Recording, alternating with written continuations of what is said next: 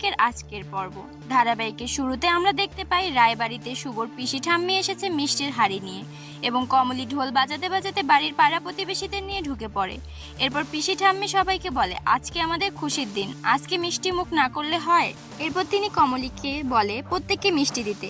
পরবর্তীতে তিনি প্রতিবেশীদের উদ্দেশ্য করে বলেন এতদিন আমাদের বাড়ির বউকে সকলে যা নয় তাই বলে অপমান করেছিল, কিন্তু আজ তো প্রমাণ হয়ে গেল আমাদের বাড়ির বউ লড়াই করে আমাদের বাড়ির ছেলেকে নির্দোষ প্রমাণ করে নিয়ে এসেছে।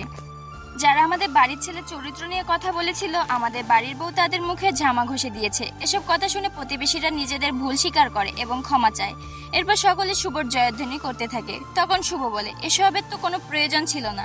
এরপর শুভ ঠাম্মি পুলক সবাইকে বলে আজকের এত খুশির দিনে আমরা সকলে মিলে একসাথে সেটা সেলিব্রেশন করব। সেনাপতি বলে আজকে আমাদের আয়নার জন্মদিন এবং আদি ফিরে আসা দুটো মিলে একসাথে সেলিব্রেশন হবে, আমাদের সকলকেই থাকতে হবে। অন্যদিকে জেল থেকে একটা কয়েদি পালিয়ে যায় এবং পুলিশ তার পিছনে ছুটতে থাকে। পরবর্তী সিনে পাড়া প্রতিবেশীরা এবং রায়বাড়ির সকলে মিলে ঘরবাড়ি সাজাতে থাকে আয়নার জন্মদিনের জন্য।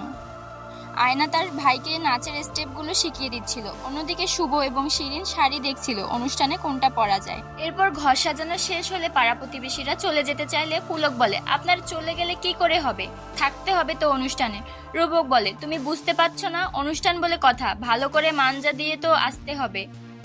প্রতিবেশীরা চলে যাওয়ার পরে হঠাৎ একটা ফুলের বুকে চলে আসে, সেটা আয়না রিসিভ করে। এরপর বাড়ির সকলে মিলে সেই ফুলটা দেখতে থাকে। সেবন্তী সেই ফুলে একটা চিরকুট পায় যেখানে আদিকে নিয়ে লেখা ছিল এবং এই ফুলটা মোহনা পাঠিয়েছে।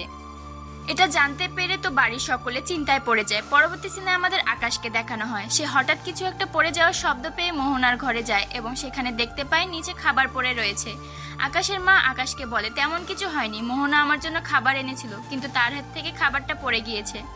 এরপর মোহনা নিজের ভুল স্বীকার করে এবং সে এতদিন থেকে যা করেছে তার জন্য ক্ষমা চায়।